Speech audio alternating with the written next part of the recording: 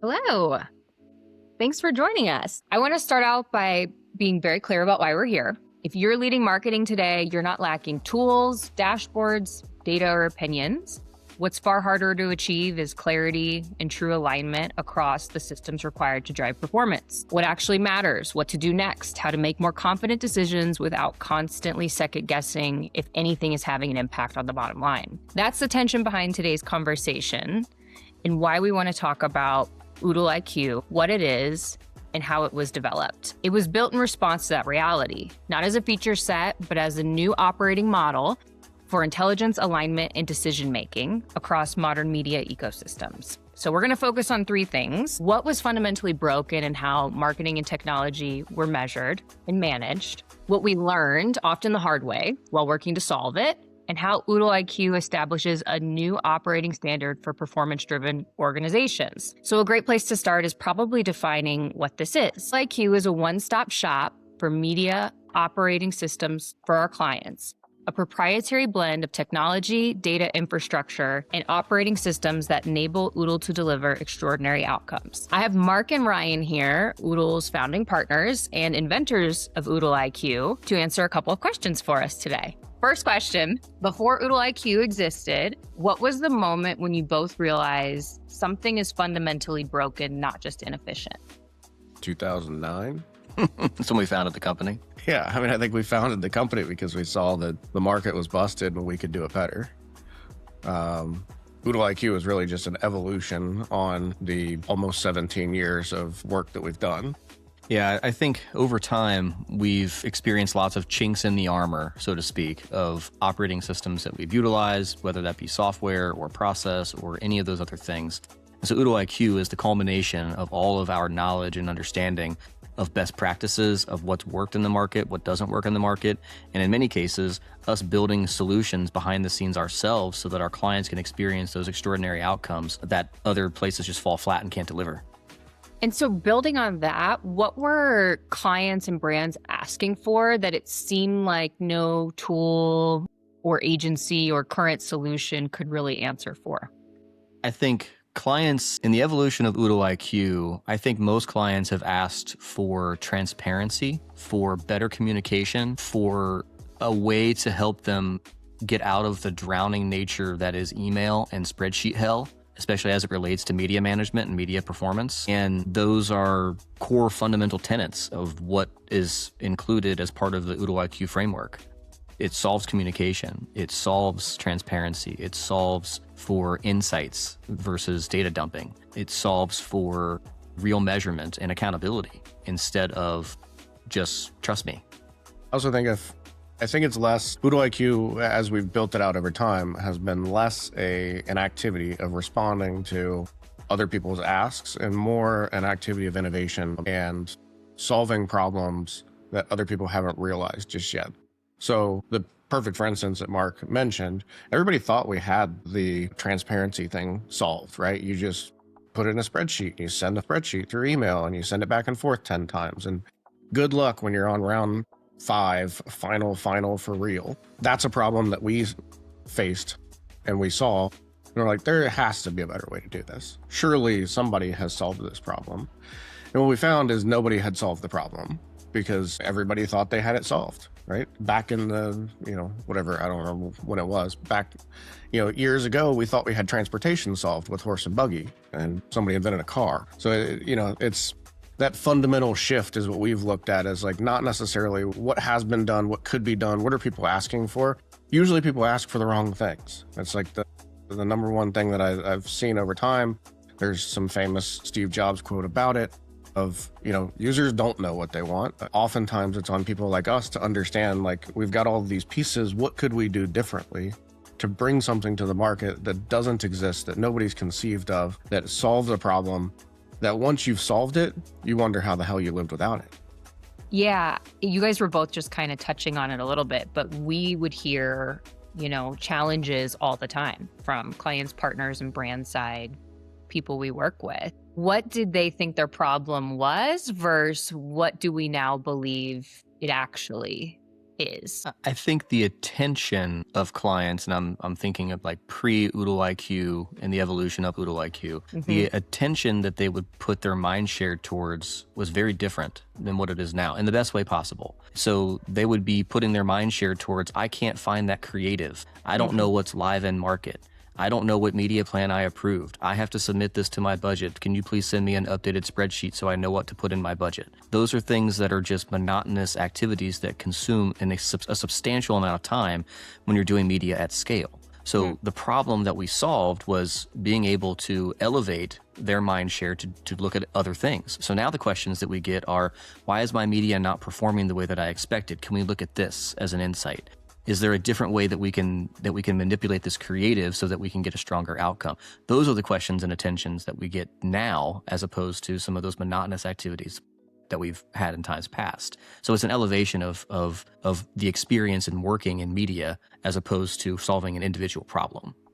And then Ryan, you were kind of mentioning, we thought we had transportation solved with horse and buggy. This was on my mind as well, which is, in our world, what were just some previously known and held truths that seemed like they were impassable, that this process has kind of forced us to rethink and unlearn and maybe even redefine for ourselves? That email was useful. That static spreadsheets were enough. Yeah, I mean, there are a lot, right? And that kind of gets at the core of like, what is Oodle IQ, right? Because it's many things. It's a smattering of software and process that we've built over time that, solves a litany of problems. So, just picking on the one that we keep, kind of scratching at right now, which is that coordination layer, which for us is a huge thing, right? When you're handling potentially hundreds of media plans with thousands of placements, with thousands of pieces of creative, with tens of thousands of revisions throughout a year-long cycle, that stuff gets to be really confusing, right? As Mark was mentioning, what did I approve? When was it approved? What was it before? What's running now? I need to update my budget. I forget what it was. Like, those are all conversations that we used to have all the time. And we're pulling new spreadsheets and creating new spreadsheets. And then God help you if somebody has drugged the wrong field somewhere else, right? So you're not only you're spending time building the spreadsheet, you're spending time having people review that spreadsheet and click on the rows and make sure that all the formulas are right. And, all of these arduous activities that a lot of people are still doing today, right? I'm sure somebody's going to see this video and be like, hey, that's me. Those are all the things that we've just sought to replace, because as Mark was talking about, our fundamental belief is if we remove the monotonous activities that just shouldn't exist, you free up mental cycles to focus on things that you should spend time on. So rather than focusing on, pulling this stupid spreadsheet together with a busted row, I already have the budget. It's already there. It's there consistently. I can get it emailed to me every day if I want it.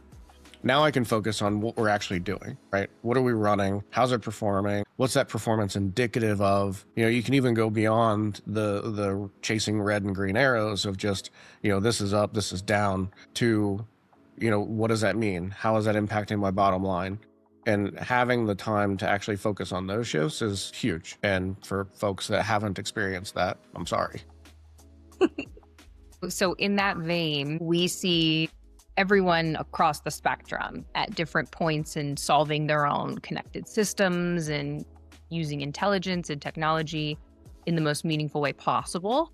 Where do you see organizations break down most when trying to either do this for themselves or approach differently maybe than we would think about approaching these types of things? I don't think I see most organizations breaking down trying to do this, because I don't think I see most organizations trying to do it. I think most people are satisfied with status quo. And if they have something that we've always done it that way. Think about how many organizations use that as kind of the fallback. We really face things a little bit differently, right? There is no such thing as, well, we've always done it that way. Usually, if that comes up, that probably indicates something that we need to evolve on, because we haven't really thought about it in enough time. I don't know that I've seen a lot of other organizations really that are similar to us tackling this challenge in the same way. Not to say that we're the only people who could ever do it. I would love to see some other people, tackling the same challenge and maybe taking on a different perspective than we have, because we could learn from that. Mm-hmm. So I think most organizations try to tackle this by bolting on additional pieces of software that promise connectivity, and they promise better performance in media, and they promise and promise and promise and promise. And what you end up with is a lot of disconnected systems because the organizations that bought these things didn't realize the amount of human capital that it takes to actually operate the software that they've purchased and to make them actually communicate the way that they expected them to communicate. And so it's a massive problem in enterprise software purchasing and enterprise software development of just not realizing the benefit of what you've bought. And so what we've done is said, okay, we are a service business. What we do as an organization is we empower brands to inspire and connect with people. And so to do that best, we have to be able to present things like digital media and advertising in a way that is uninterruptive. How do you do that best? You create the most personalized experience that you can possibly create for the end user that you're trying to communicate with.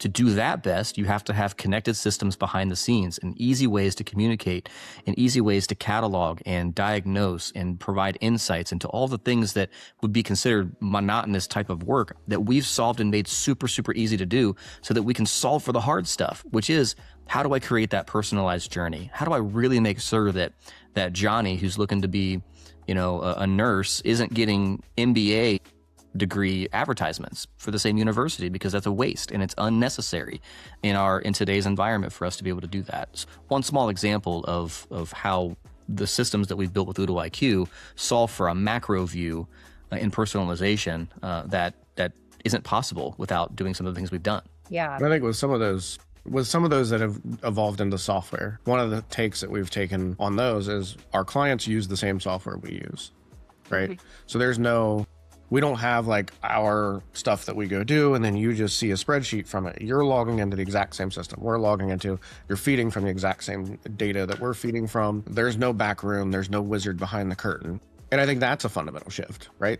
So many people, our team included, get a little weird when you talk about inviting a client in the room where, we're doing construction. And, don't get me wrong. There's certain times that like if we're working on a plan, we'll throw up kind of a wall and we're like, hey, you can see the snapshot, but like we're making some active changes and I don't want you to think I'm an idiot because I just threw something in here as a placeholder or mistyped something and you happen to show up, right? So we've got kind of the curtain that we'll erect as like a soft barrier, but you're in the same systems, you're receiving the stuff in the same systems. And I think that is a fundamental difference and shift in just how you're able to get the data, what data you're able to actually see, and the trust factor. There is no us, yours and mine. It's just ours. Yeah, you actually started picking on something that was on my mind with this topic, which is what human behavior do we feel like has shown up or, solicited discomfort in the evolution of this process and building the solution and bringing it into, agency side team lives and brand side team lives. All that stuff I just said. Yep.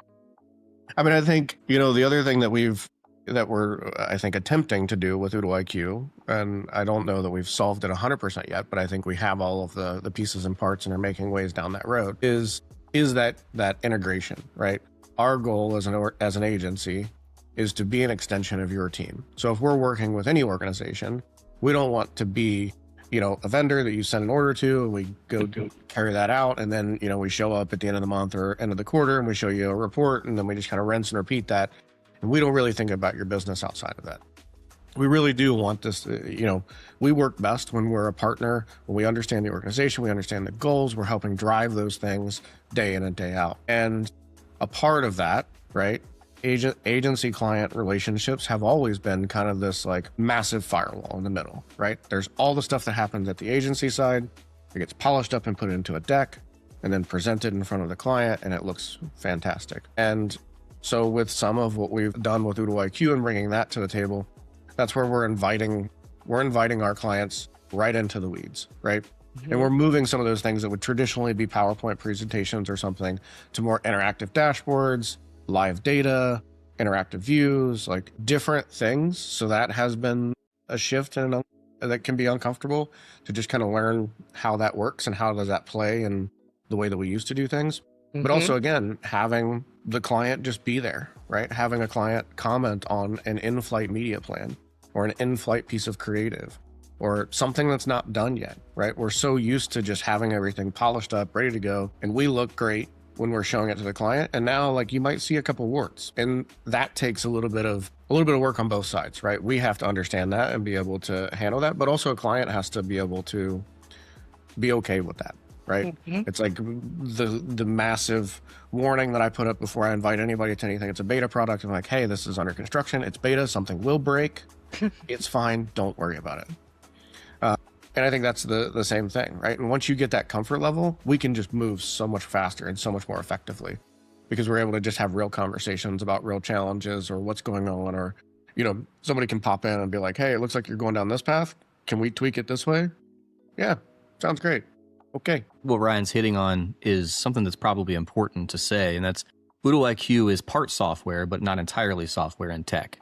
It's a lot of systems and it's a lot of frameworks, and one of which he just outlined, which is a different way to work. Come be part of the mess. It won't be a mess when we're done, but it's part of building something great. You have to get your hands dirty.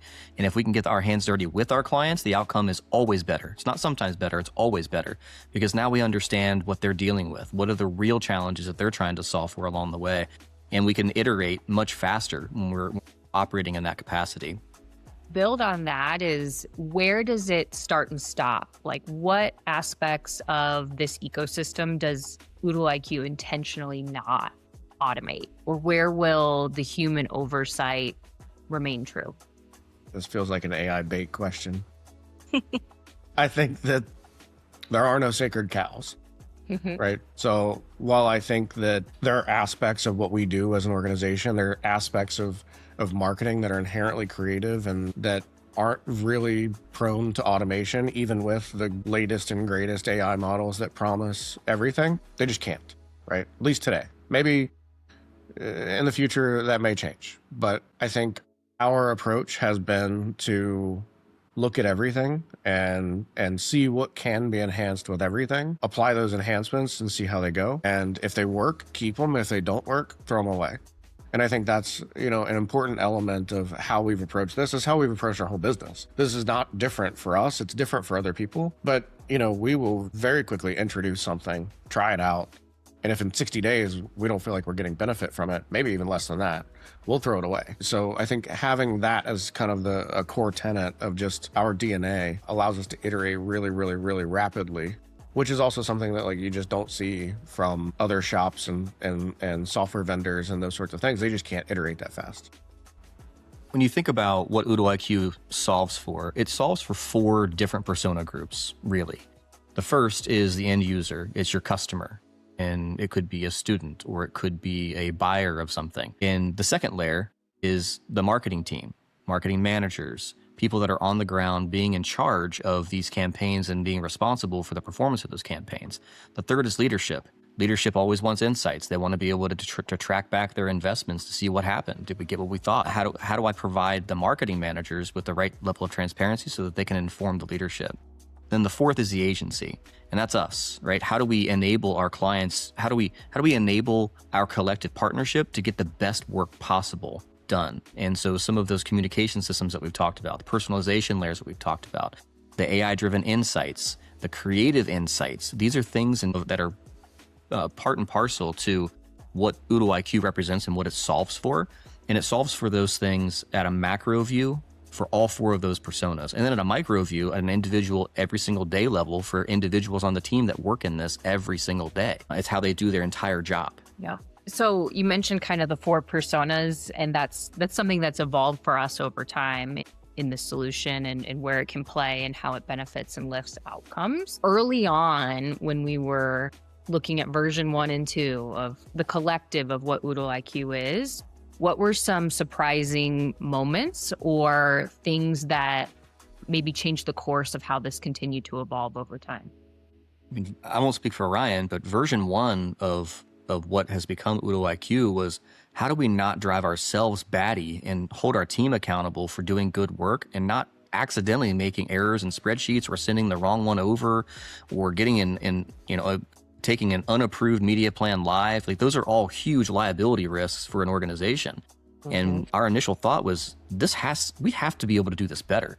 There has to be a really good data-based way to be able to solve for some of these fundamental challenges of media planning approvals and evolutions and what optimizations were made and. And so we scoured the internet for any and all available solutions. Come to find out there are a few, but they're mostly really bad and antiquated. There are zero at the time of looking, zero modern versions, what I would classify as a modern version of a media planning software that does a good job for internal agency teams to be able to manage specifically paid media work at scale.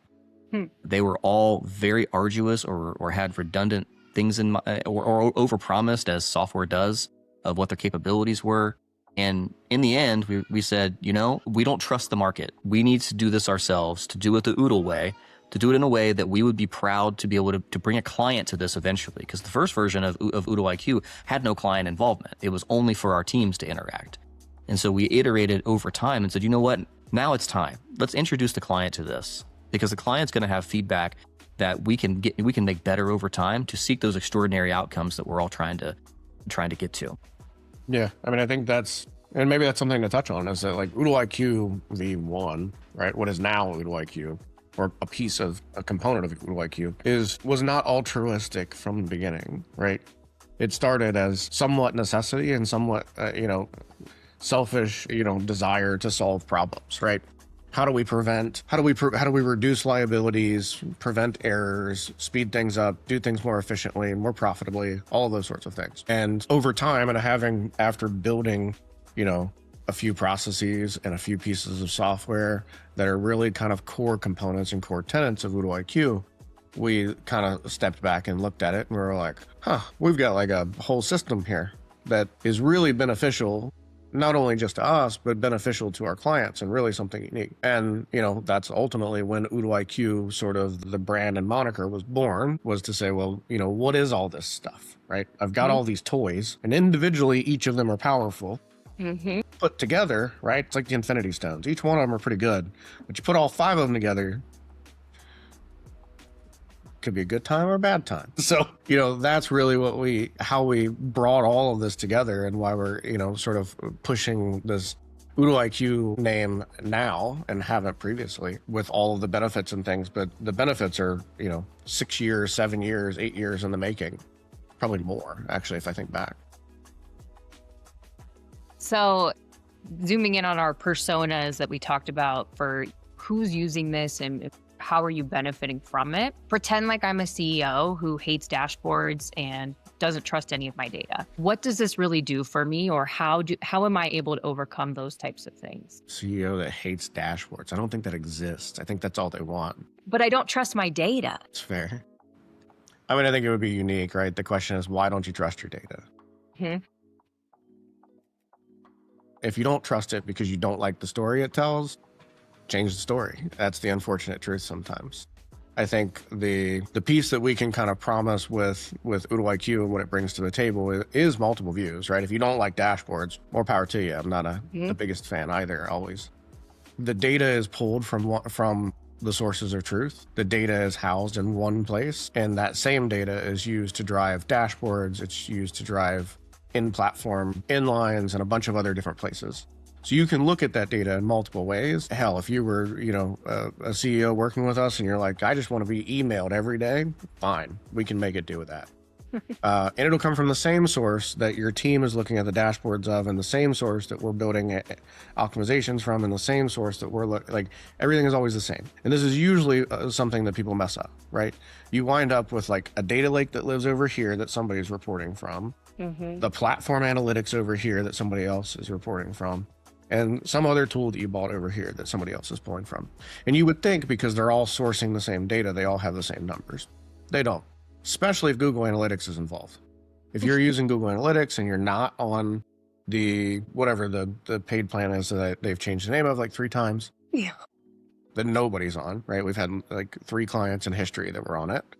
Depending on the data that you're pulling, and depending on the time period, and depending on the basically how much compute it takes to pull that data, Google Analytics will sample it. And they don't always tell you or they don't always tell you exactly how much is sampled. So you could sit and run the same report 5 different times and get different numbers every time because it's just based on a sampled subset. So you run these reports, and we've dealt with that too, where, a client is looking at something in a platform and they're like, it's got 50 leads. And we're like, it's not 50, it's 72. They're like, no, it says 50 because it's sample. It's looking at 1,000 sessions and it's extrapolating that over 250,000 sessions. It's not actually looking at 250,000. We've aggregated that data at a much tighter window, so there's less sampling that happens, or no sampling preferably, and are able to report on that. So that aside, the point is it's all the same data, right? So regardless of what view we're looking at it in, it's all the same. And at that point, the only thing that can be wrong is not the data. It's what you're doing with it.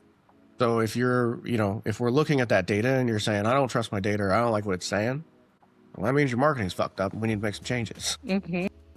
I would answer the question maybe slightly differently. There is a huge data component to it, but let's assume that part's right. What does Oodle IQ provide that other organizations have had a hard time, us included, for a long, long time? We've tried to thread this needle for a long time, and we finally solved it with Oodle IQ. The things that you get within Oodle IQ that you don't get with most other organizations is real multi-touch attribution. The way that Ryan just described the data being the connected piece of all of this, the unifier of all of it is that we have a multi-touch attribution layer that allows for that data to be really tracked for reals, not just the trust me side, across all of these different pieces and parts with unsampled data in your own data warehouse with your own data sets. The second is creative being attached into the system in a way that it allows you to track creative from a layered approach. So what I mean by that is you can get insights into headlines or button CTAs or background images or any of these other things that normally you can't get those insights into. So you can ask within the system as part of our AI insights layer questions like, what was the highest performing headline across all of my advertising, across all channels, Meta, TikTok, all the channels in February 2026 for moms ages 25 to 36 in Ohio? And it'll give you that insight as part of that creative layer and infrastructure. That's something that I'm not aware that anyone else that are in our industry that is doing. And so that's one more layer of insight that we're providing our clients so that we can have a stronger impact on that personalization layer as you close that feedback loop on the creative side to say like, okay, what's actually working? What's not being interrupted, but what's being helpful? And so for your end user, the ultimate goal is to provide the most personalized experience possible. And on the marketing end, it leads to extraordinary outcomes. Yeah, word hyper-personalization has been thrown at us so many times early on in this year in terms of strategies and things people are trying to accomplish and better deliver on. I was going to ask if you guys could break into specifically, how does Oodle IQ support all of Pact, your ability to deliver super personal experiences for your consumers? I think some of it is what I just mentioned, in that the way that our systems are designed is meant to provide that highest level of personalization wherever possible. And in most cases, people misinterpret what personalization actually means. Personalizations to most marketers is, oh, I have your name and your email address, and therefore I can market to you based on that exact information and profile. And in some cases, that can be the case. In 90+% of all marketing cases, that's not true. What we have is intent. We have intent-based activity user data that we can use to make inferences to create those personalized experiences. What do I know that you have interacted with, and why did you interact with it? Did you interact with something that was similar to it more than once? If you've interacted with that more than once, chances are you'll interact with something else that's similar to it again. And so therefore, I can tie these things together on the data side to create real through threads of what should we do next, based on what this user is doing as part of their buyer journey. And then I think that's a marketer's golden goose. How are we hitting the people that are in our funnel, so to speak, with the right messaging at the right time, so that they're not put off by making the assumption they're ready to buy when they're just at the awareness stage. And so how do we do those things? And Oodle IQ is perfectly positioned to tie all those things together to do exactly that. So it's not just about the messaging itself, it's also about even the format in which the messaging is taking, so that you can make sure that you're leveraging where those users are, those end users are, as part of the buyer journey. The topic and buzzword of AI is huge as well. Personalization, and how are you using AI to deliver personalization? Can you guys talk about really how do we conceptualize the use of AI in the Oodle IQ solution and bigger picture AI in digital marketing partnerships and ecosystem usage? We have. It's a loaded question for Ryan. I think a good place to start, and I'll throw this to Ryan, is maybe let's define the difference between machine learning and AI, because I think they are often, in today's world, conflated, and everyone uses the word AI to describe both things. And while that can be true sometimes, it's often not. I mean, ultimately, all of the AI algorithms are just machine learning algorithms. There's large language models. So I don't know that I would even differentiate all that much anymore. Obviously, there are some sort of machine learning algorithms that are not inherently AI. We don't talk about those very often because those are boring, right? Those are like just things that parse information and have existed for a long time and are just mathematical things. But ultimately, that's what every LLM is today. It's just a giant math equation, just a very sophisticated math equation. I think, thinking about the impacts of AI in Oodle IQ and personalization, automation, all of those sorts of things. Certainly there are aspects, and there are plenty of areas that we leverage AI throughout, right? And have found unique ways to do so. I think there's also a misinterpretation or a misunderstanding kind of everywhere because everybody's rushing and tripping over themselves to get to the AI hype train, that's the solution to every problem. And it's just not. Like I said, ultimately, AI is an incredible force multiplier. And, recently I've seen a couple people mention that like AI can help you get more of what you already have, right? And by that, a lot of times it's like if you're a bad developer, it'll help you get more bad code. If you're a great developer, it'll help you get more great code. If you're good at marketing, it'll probably help you get more knowledgeable insights or faster, or help you analyze something that you couldn't analyze because it's just physically impossible, right? I have a mountain of data here. I know what I want to look for. I just physically don't have the time or attention to be able to look for it in this stack of information. And that's what AI is fantastic at. And that's some of the largest things that we've been able to use it for. Is like, I know the patterns I need you to look for. I just need you to find the patterns in this mountain of data. And it can do a fantastic job at that repeatably. Conversely, if you're not good at that, you'll just get a bunch of junk back, right? If you just feed it a big mountain of data and you just say, tell me good insights about this data, you will get a bunch of hallucinated garbage that's absolutely useless. And you'll spend a bunch of tokens and a bunch of time doing it. And I think that's the interesting and challenging thing with where we are, because you have CEOs of really big organizations like Salesforce peddling that AI is the future and they're going to replace all their people, and they fired a bunch of staff, and Force is going to replace all those people and it's going to do it fantastically. And then 2 months later, they're like, turns out that didn't work out. And they've backed off of that. AI Force has done a shit job of that, and they're rehiring all of those people. So I think our approach has been a little different than that, right? It's to recognize and experiment with everything, but don't throw anything out until we know what works and what doesn't, and what's a force multiplier and what is just noise. And there's a whole hell of a lot of noise out there right now. Some tangible examples of how we have leveraged AI and for the benefit of our clients as part of the Oodle IQ framework is things like creative development. When you're making creative across a large number of creative assets for a voluminous campaign, it's very easy to think about each of those creative assets as individual pieces and parts. But when you actually break it down, each of those campaign creatives have between 4 and 6 components to them. They have a background image, they have some sort of gradient, they have a button, they have a headline, they have a CTA, those sorts of things. And so if you can break those things down into their pieces and parts, we can use machines to help create all of the ads as the baseline view that represents the look and feel of what that creative campaign is supposed to be pushing out. And so we can create hundreds of assets in the amount of time that it would normally take to produce 10 assets. And what that does for our clients is A, speed to market, and B, it reduces the amount of human capital involved, which means you have a hell of a lot of value that you're adding as part of your client partnership because of the activities that you're doing behind the scenes, leveraging things like AI. And that's one example of 24 that we could talk through, but we probably don't have time for that. I think the other one that I think is really big that we've found a lot of success with is, people focus so much on like the creation, right? What can we use what can we use AI to create or do that we would otherwise use people to do?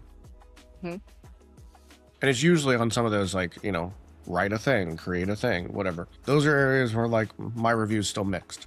But one that I will say has consistently showed up as a big impact is review and kind of being that gatekeeper, right? So as Mark mentioned, maybe we create 1,000 pieces of creative. Maybe we even create those all by hand. QAing those is really important, right? Finding spelling errors, making sure that the right product shots are in there, making sure that the right product shots are in the right context, making sure that it's on brand in terms of the brand voice and the colors and, all of those sorts of things. That's something that AI is fantastic at.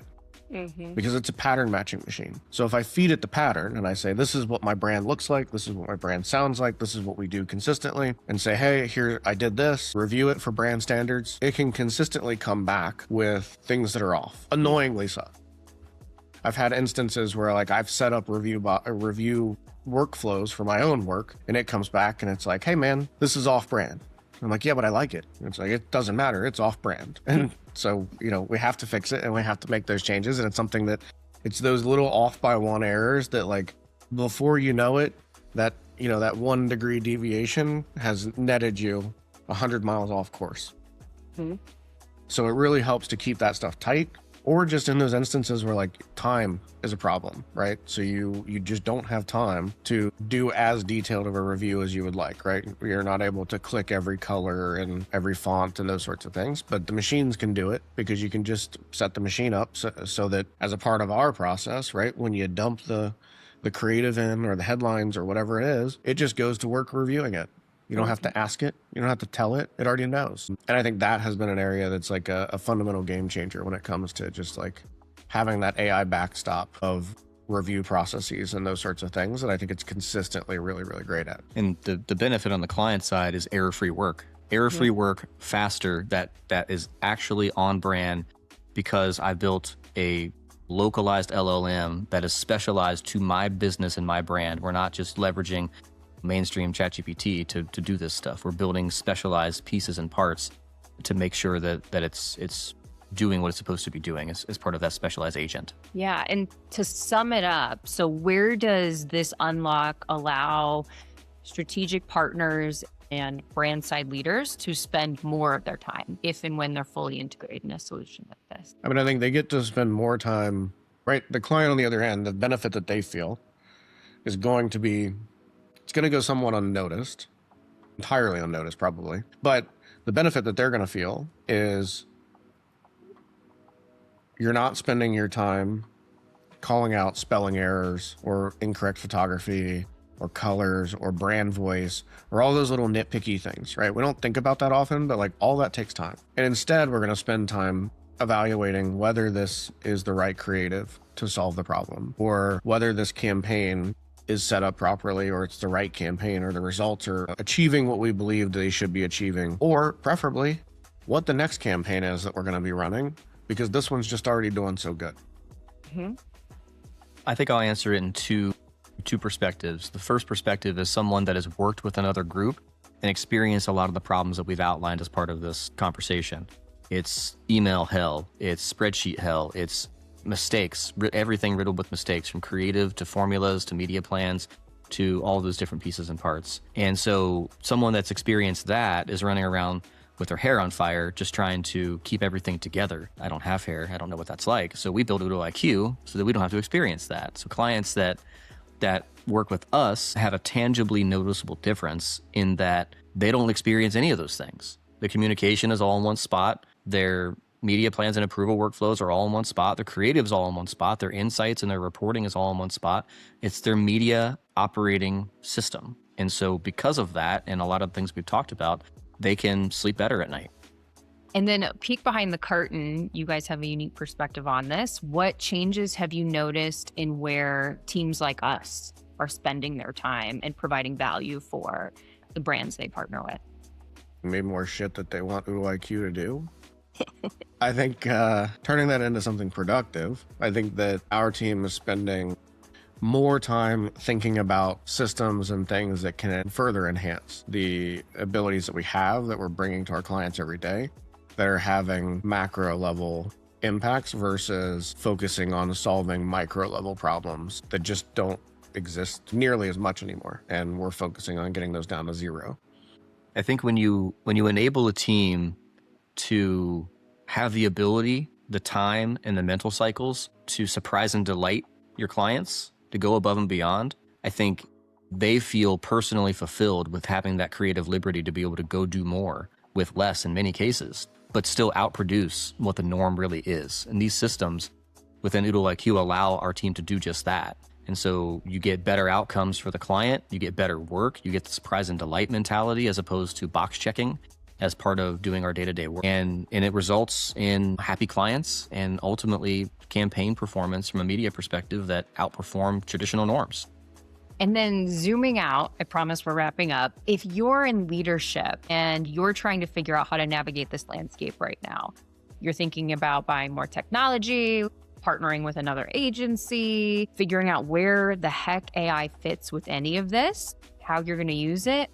What advice do you have for those leaders trying to figure out where to point the compass right now?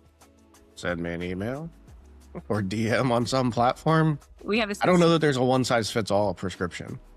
So, Mark might disagree, but I don't feel like I can give anybody a one size fits all answer because it is truly unique to every business. It's truly unique to your stomach for it. And, that kind of is what it is. With that said, the sort of tongue in cheek, send me an email or send me a DM is a genuine, thing. I'll talk to anybody about anything, especially when it comes to technology and fun stuff. So, would be happy to help guide anybody through that process or, where they think their organizational readiness might be.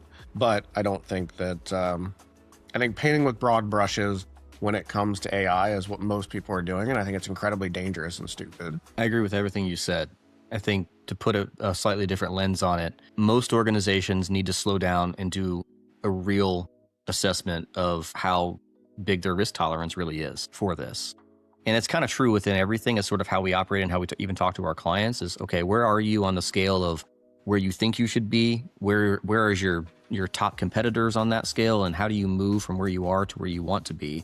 And how long will that take? And I think this follows a similar logic. A similar framework can do wonders for an executive team to try to identify, okay, if my path to get to where I'm trying to go is a minimum of 12 to 24 months, and it's going to cost X to get there, are we really, really willing to do that on really things that are experimentation mode right now? Or do we instead pause and wait to see what the market does, not to be behind, but to take the Apple approach, produce the first phone? They just perfected it. They didn't produce the first tablet. They perfected it.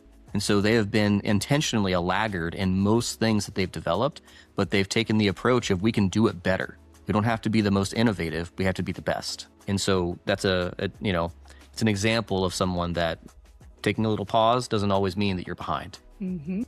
Mark, Brian, thanks you for all the feedback today and all of the responses. We can't wait to go a little bit deeper on more of the ins and outs of Oodle IQ in the coming conversation. Can't wait. Yeah. Thanks, Riley.